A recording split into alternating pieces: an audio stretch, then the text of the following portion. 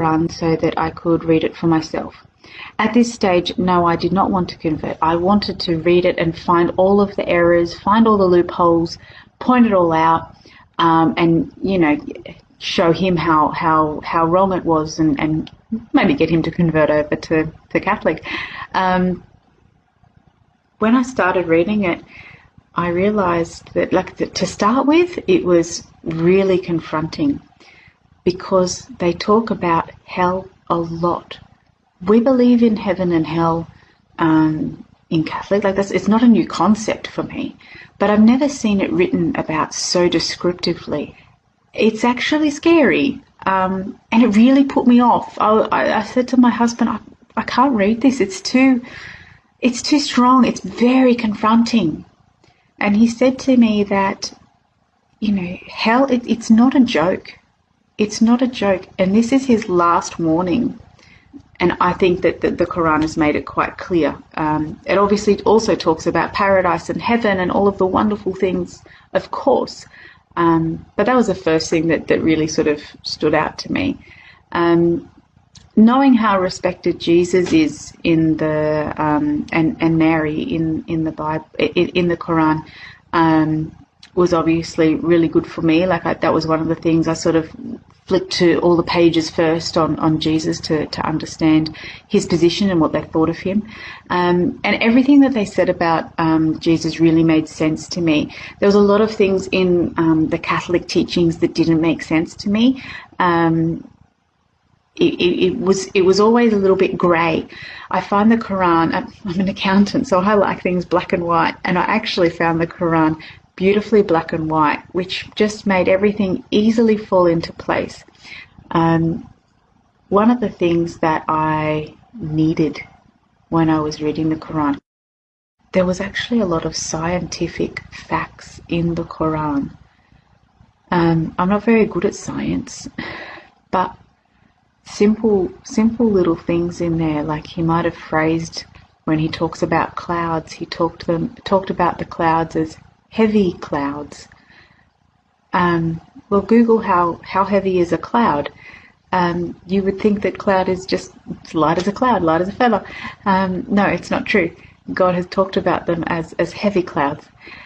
People that say, Muhammad created this religion just for himself and just for the Arabs, how could he have known, how to detail the creation of an embryo is in there.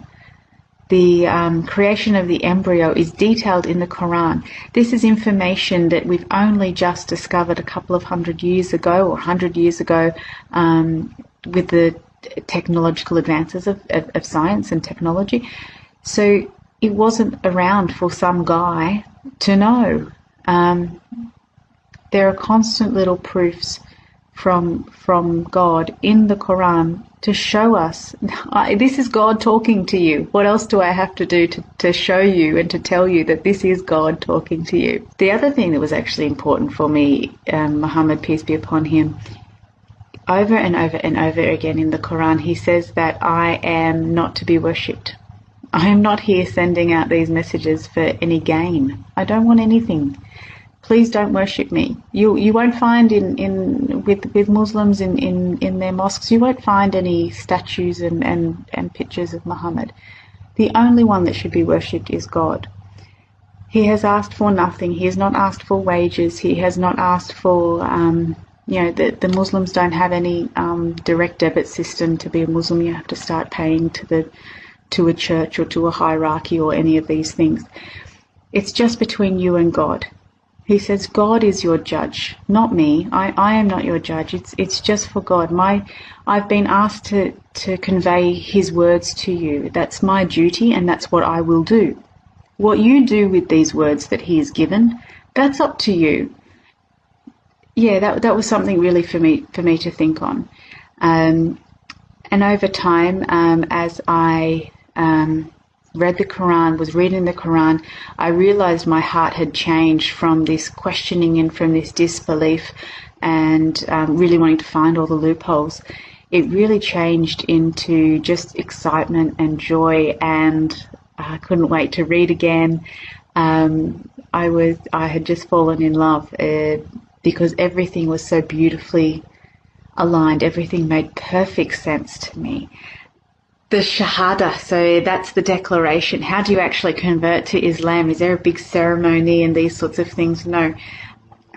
So I was on holiday with my husband, and I decided that I was ready to take my oath. And it was a little bit funny because my husband was like, "Oh, now they do say that when you take the Shahada, you'll cry." So much joy, tears of joy. So he was looking at me, waiting for me to cry. I was like, "No, okay, all right." And then we were getting dressed to go out, and he was off with the kids in the lounge room, and I was still getting ready in my room, and I just cried. It just came out. It was really overwhelming, and it's really difficult to describe. It was very overwhelming and very emotional. And I'm other than stress, I'm not normally an emotional. I'm generally quite a happy person. So to be crying and not knowing why, but at the same time knowing why, it's very difficult to explain. But it's like having this big, huge, gigantic bear cuddle that just says, "I've got you." And that cuddle is, it fixes every problem. That's a cuddle from God, basically, that just, all of the problems just disappear.